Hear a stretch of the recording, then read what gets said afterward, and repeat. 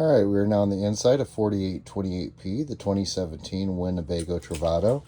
Quarters are kind of tight in here, but I'll kind of do my best on making this video for you. I'm going to work all the way from the back forward. Now, as you can see, I do have the bed tipped up like I talked about earlier in my video. Once tipped up, there's a little seat belt that you'll latch over here to keep it in the upright position. Up above, you have cabinets. You'll just push on the button, it'll release, and then you could open up the cabinet up top. There's tons of different window shades and sunshades and whatnot throughout here. 12-volt port inside of that compartment there. Little storage rack up front here. Storage drawer down here. Storage down here in this drawer. And storage down here in this drawer. Little storage cubbies down below down there.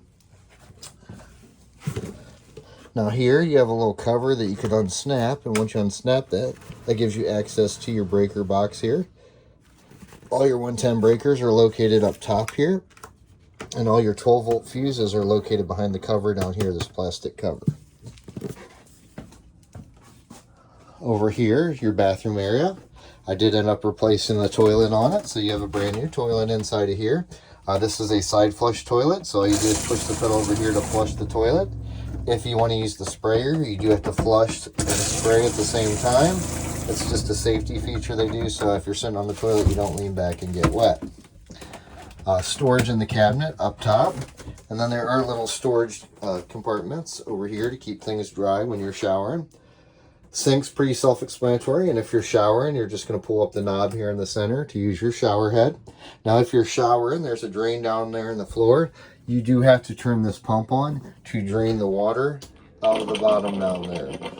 It's a fairly quiet pump, but it will pump the water out as you're showering. Up top here, there's a little exhaust vent. You just push straight up, and then there's a button to turn the actual fan on itself. And then just shut the fan off and pull back down to close. There's a little door that will come around for privacy in the bathroom or for showering, and then there is a little transport strap on the door itself. Up top on your air conditioning unit, your controls are right here on the actual display or on the cover for your air conditioning and whatnot. This air conditioning unit will only run when plugged into electricity or using the generator. Those are your only two options for using the air conditioning unit. You mentioned earlier, I saw on a message from Tom, if you were curious about if solar would run it, it will not. It's only strictly electric or generator. Moving over here, you have another storage cabinet up top here. Sink area, sink will lift up. Now I was flushing things out, that's why it's foamy inside of here right now. But sink operation here. Now I am currently running off my fresh water tank here. So this is the water pump, pumping water up to my faucet here. When you go to close this, always push this handle straight down and in, and then flip your head over before closing the glass. Over here is your 2-burner cooktop. In order to light your cooktop, you're going to turn this knob to the little lightning bolt thing right there. You're going to depress that. While you're depressing it, you're going to hit the electronic igniter button right there. Now you're going to hold that for a few seconds to make sure that it actually senses that it's lit. And then once it's lit, you can let off and it will stay illuminated like that. So just keep this depressed till it senses that it's actually on. 2-burner cooktop though. Storage in your cabinets down here. Water pump is actually located, I believe, underneath that cover there, if I remember right. Storage in all your drawers down the way here. All the way down. Down here is going to be your propane alarm. That will sense, say the oven burner or the stovetop gets turned on accidentally, it will pick up the smell of that propane and alert you that you have a leaky propane system. Over here you have 110 outlets, and these are the resettable ones like I was talking about earlier in my video that will link to other outlets. So if you ever have an outlet that doesn't work, this is one of the ones to check to make sure it's not tripped. Multiple light switches here. This one here is for that outdoor patio light on the sliding door side. This one here is for your ceiling lights, the one in the middle. And then this one here, there's actually two settings. There's a top and a bottom. It's a light or a bright on the front light up there, the little strip light. More 110 outlets over here, cable hookup, and again, more light switches here. This one's for the shower, this one's for the back bedroom area, and then this one's for the hall area. Moving forward, we come to your refrigerator. Refrigerator controls are located just inside up top here. Now on your controls, the top is completely off. This one here, it's kind of hard to pick this up in the phone here. But yeah, there you go. That's a little better. Currently right now I have it on the electric setting. If I'm going down the road, I can turn it on propane or battery setting. And if I want it on propane, propane's the flame. Now, if you have to light the thing on, there's actually an instruction sheet here on how to light it. But you'll actually turn this to the propane. You'll depress this knob and hit the igniter here until you see this gauge go into the green. Once it does that, it'll be running on propane. Little ice box up front there, or behind the door there. And other than that, decent sized storage area in the refrigerator itself. Storage cabinet over here to the right of the refrigerator, and storage up top to the right of the microwave. Microwave is pretty self-explanatory on its functions. You have a fantastic fan up here. Let me zoom back out on this ceiling here. To power it on, you're just going to hit on, and it will automatically raise up. Once it raises up, it's going to be pulling air outside of the camper. And then it does have adjustable speeds over here that I could raise or lower the speed of that fan to really get the air moving. Nice thing with these is you could open up a window or something in the fall, and it will pull that cold air through your camper and give you a nice breeze. Or you could even use it when you're cooking and whatnot for ventilation. To shut off, just hit off and it'll automatically close down on its own and power off. Moving up front here, you got multiple sliding windows in the camper. These will just slide forward, and then you got screens that will slide on them also. You're going to see those periodically through the camper. Up top, there was a note in your messages to Thomas about whether the TV spun around to the back. It does not. The TV will only open up if you pull in the corner. It will open up for a small storage area back here.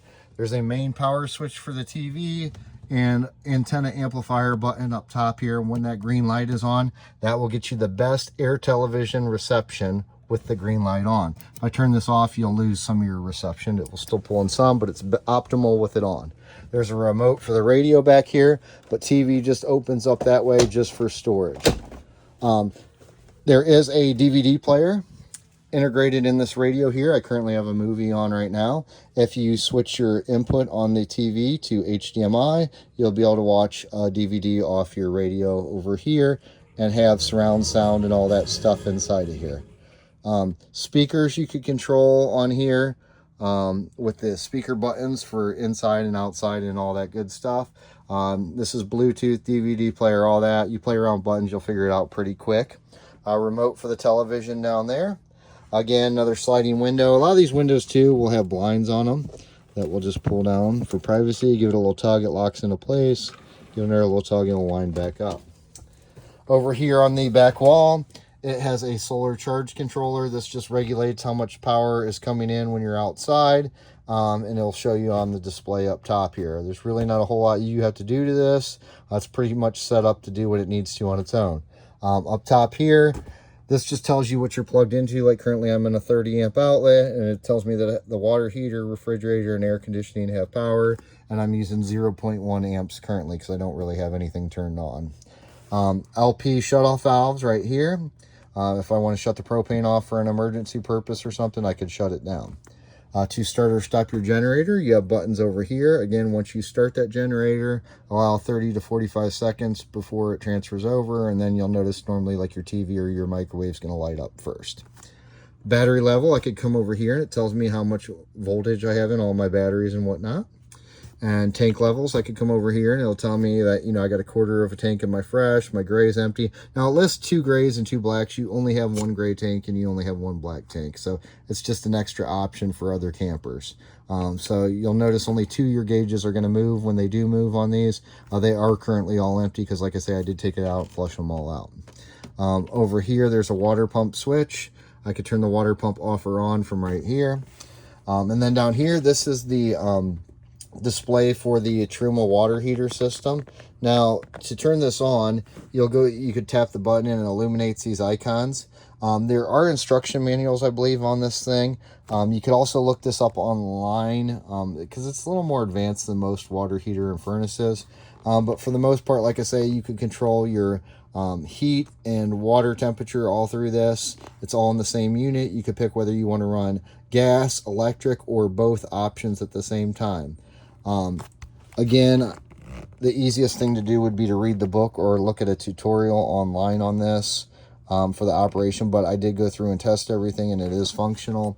For the most part, I'll give you kind of a quick overview of it right here. So I could get in here and change the temperature of what my camper I want it to be on when it's on the camper picture. I could go back.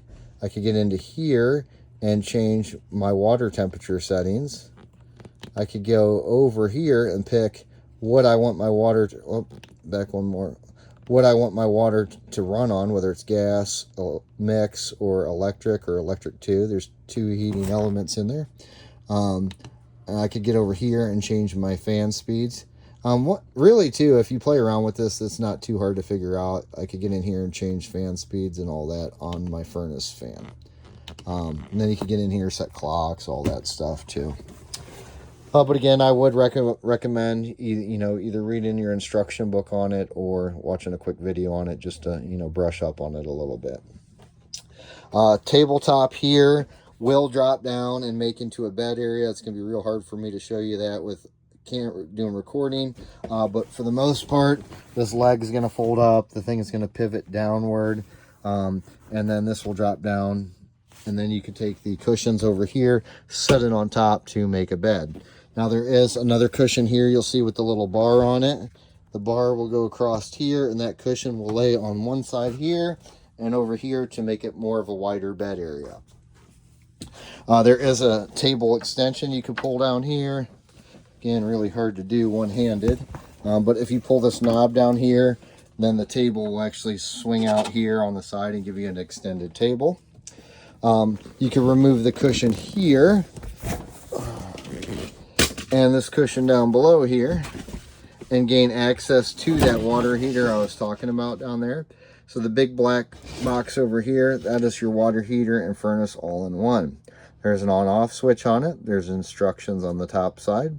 And then you have multiple valves down here in the bottom. These come into play when it's time to winterize or drain your water heater. All of them are labeled pretty well. One other valve I'll show you right here. The one, let's see if you can pick it up. There's a little blue label down there too. That is your freshwater tank drain. So anytime you want to drain the freshwater tank, you could open up that valve and it will drain out that pipe out the bottom of the camper. Now the freshwater tank is actually housed underneath this cushion over here, just in front of that sliding door area. So that's where your fresh tank is housed, and to drain it is underneath that cushion area here. That back in there. Okay, up front you have more storage up top. Again, another sunscreen. All the books and manuals are up here that came with the camper. Put them down there on the table. Carbon monoxide alarm up top and air television antenna here. This antenna does not raise or lower, but it is directional, so you can rotate it for better signal. Smoke alarm over here on the back corner. Moving to the front half up here, previous owner had like a little garbage can or something, a little bag over here. Controls up front are pretty standard operation. And locations too, I should say, from cigarette lighters to hazards to fog lights, temperature controls, radio, all that good stuff. It's all pretty simple once you get in there and start playing around with things. One thing I will show you, climb up here, is it does have like this little flip up clipboard thing that if you pull up, you could clip notes on here or whatnot. You just kind of pull up on that. But other than that, like I say, all the controls are pretty simple. Horn, turn signals, cruise, all that good stuff's in pretty normal locations. Other than that, that concludes the interior video of this camper. We appreciate your business and hope you enjoy your new purchase. Thank you.